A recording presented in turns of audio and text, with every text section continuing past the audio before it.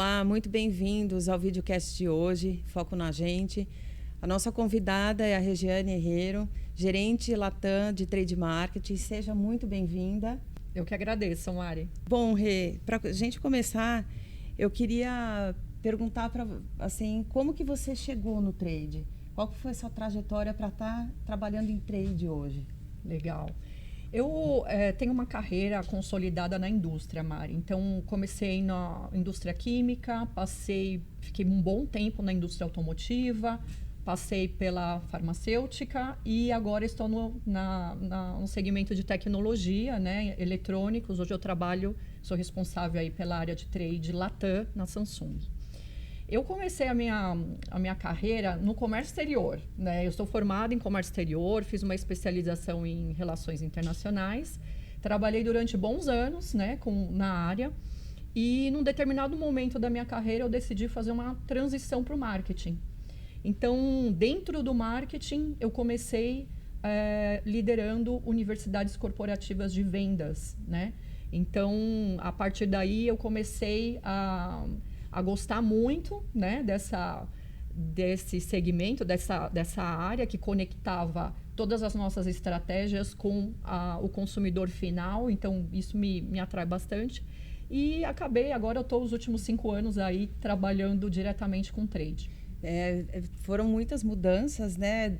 Um pouco entre segmentos totalmente diferentes, o que desafia a gente, né, aprofundar informações e tudo mais. E hoje, o que te motiva a trabalhar num segmento tão competitivo e tão dinâmico?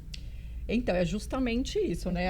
É o dinamismo, é não ter um dia igual ao outro, é a gente ser desafiado o tempo inteiro, né? Esse segmento é um segmento que tem uma competição absurda, né? Muitos players, então a gente precisa estar muito antenado a tudo que está acontecendo. Então, eu tenho que me forçar a estar o tempo inteiro com o conhecimento atualizado, saber o comportamento do consumidor no ponto de venda. Eu preciso acompanhar, as minhas estratégias precisam acompanhar todas essas mudanças e esse dinamismo, essa evolução. Então, isso é o que eu mais gosto nesse segmento. Entendi. E nesse setor de eletrônico, normalmente os consumidores, eles vão primeiro, pesquisam muito na internet, né?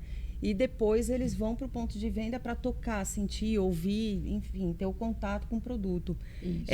Como que você vê esse comportamento no setor de eletrônico? Esse comportamento é clássico. Então, principalmente depois da pandemia, eu acho que as pessoas, o e-commerce evoluiu bastante, né? Então, as pessoas passaram a pesquisar sobre tudo aquilo que elas gostariam de comprar. Porém, no caso de eletrônicos, o comportamento geralmente é uma pesquisa no online e depois uma experiência, né, no ponto de venda.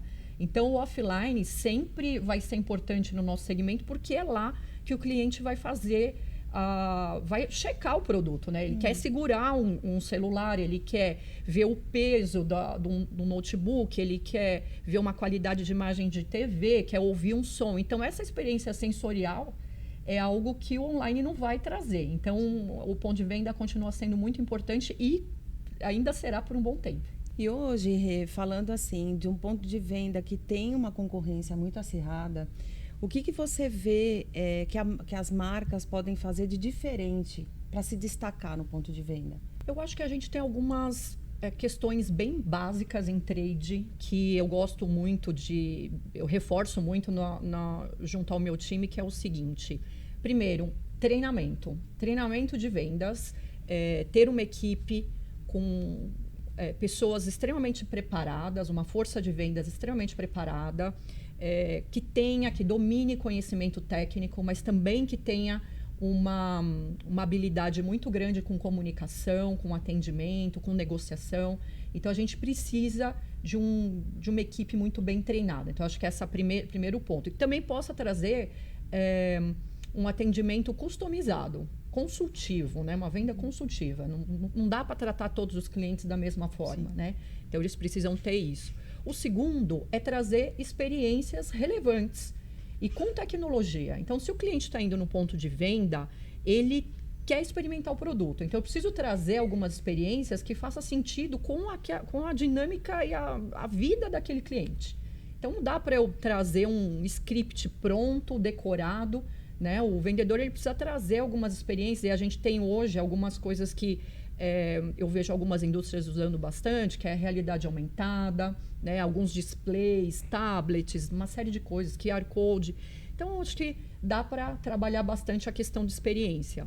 Eu acho que o ponto de venda também, a organização do ponto de venda é muito importante. Então, é o que a gente chama de loja perfeita, né? É ter os produtos estrategicamente expostos, eu ter um material de comunicação para cada produto que faça sentido, que seja atrativo para o nosso cliente. E eu acho que para fechar esse ciclo seria uma estratégia também de incentivo, né? Não só incentivo de vendas para o nosso time de venda, mas também para o cliente final. Então, acho que dessa forma a gente consegue destacar realmente os nossos produtos da nossa marca no ponto de venda. Entendi. E como você falou, né? Normalmente o consumidor ele pesquisa muito, então ele tem muito acesso às informações que antes não eram tantas assim, né? Mas cada vez mais. Hoje a gente vê que o consumidor ele já vem meio que pronto para o ponto de venda com aquela marca já na cabeça ou Sim. algumas marcas, e ali ele vai fazer a decisão. Para você, qual que é a árvore de decisão desse cliente nesse segmento aí de tecnologia? Qual que é assim a escala? Primeiro vem a marca, depois o preço e promoção ou não? Como que é para você hoje? Como que você vê essa decisão? Certo. Bom, cada segmento, como você disse, né? Cada segmento tem uma jornada, né? Tem uma árvore de decisão. No caso de tecnologia, e especificamente hoje na empresa que eu trabalho, eu percebo que a marca é um fator bastante forte, é o que mais pesa, né? Uhum. Depois vem toda a parte de produto, todos os benefícios que o produto traz, porque são produtos com alta tecnologia, hoje com inteligência artificial, Sim. né? E um terceiro aí a questão da competitividade, preço mesmo, né? Então, eu acho que esses três fatores são, nessa sequência, são determinantes aí. Então, para isso, como trade, a gente precisa organizar um ponto de venda e organizar a jornada do cliente dentro dos nossos retailers, né? Os nossos clientes, para que a gente consiga, no final, fechar essa venda, né? Entendi. E o que impulsiona esse tipo de compra? Esse giro no segmento aí de tecnologia? Bom, o giro, eu acho que, em primeiro lugar, nesse segmento, é a inovação. Então, é ter produtos renovados a cada ano. Então, todos os anos, a gente tem portfólio, né, um lançamento de um portfólio completamente novo, em todos os segmentos. Então, eu acho que essa renovação é muito importante, é o que traz o giro. Eu acho também entender as necessidades do cliente tem que estar linkado com isso, né? Porque as nossas necessidades também mudam.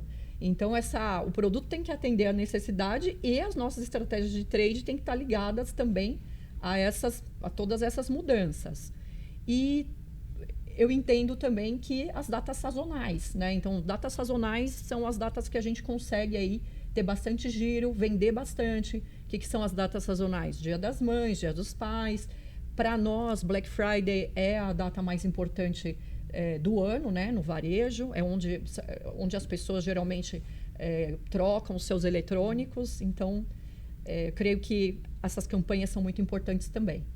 E você poderia compartilhar com a gente alguma iniciativa ou ação que vocês fizeram que fez total diferença? Claro, nós tivemos uma ação alguns anos atrás que foi uma campanha que foi premiada, né, globalmente, que foi a campanha 3 em 1 de TVs. Essa campanha ela foi lançada para Black Friday, né?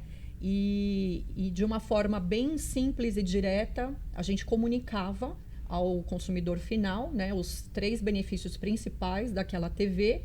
E foi uma comunicação tão forte, tão efetiva, que trouxe resultados extremamente significativos para a gente. Foi uma Black Friday muito boa.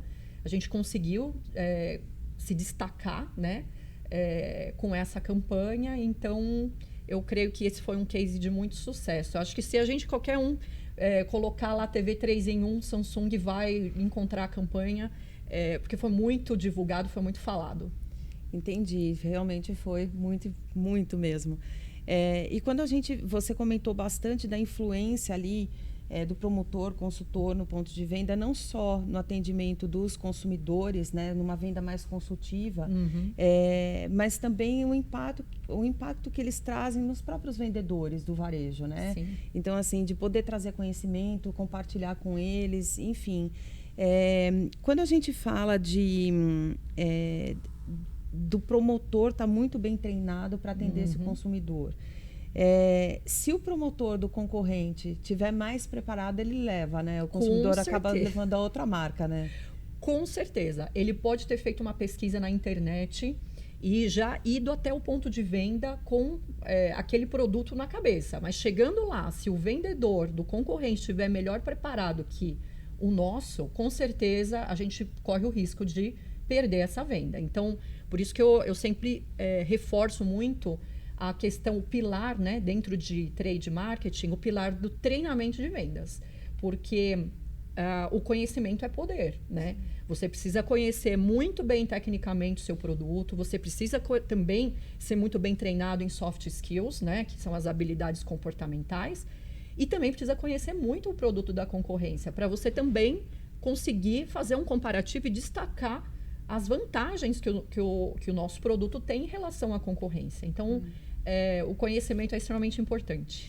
E hoje, qual que é o formato de treinamento que vocês normalmente aplicam? Porque a gente sabe que cada um tem uma forma de aprendizado, né? Sim. Então, tem várias formas de treinar, seja por vídeo, seja por quiz, seja por... Enfim, como que vocês fazem? E normalmente, como que você vê esse diferencial nesse treinamento? Sim.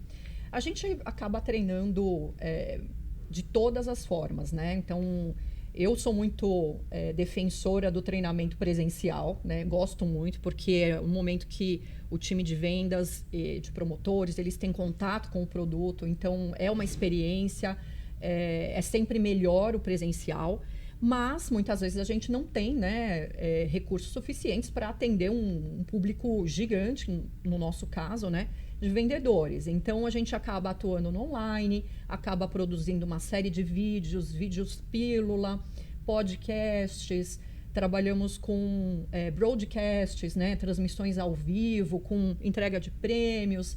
Então, a gente tem que atacar de todas as formas. O importante é que eles recebam toda a comunicação sobre os lançamentos, sobre os produtos, as campanhas.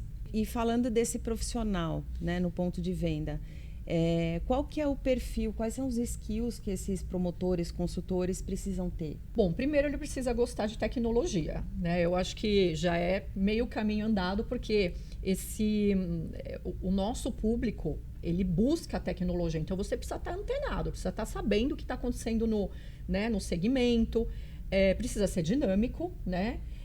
Não pode ser uma pessoa que gosta de um dia a dia, vamos dizer assim, repetitivo, tendo as mesmas tarefas, porque cada dia é totalmente diferente. A gente tem a indústria, né, no segmento de tecnologia, ela precisa, uma das características que dá vantagem competitiva para ela é a rapidez, né?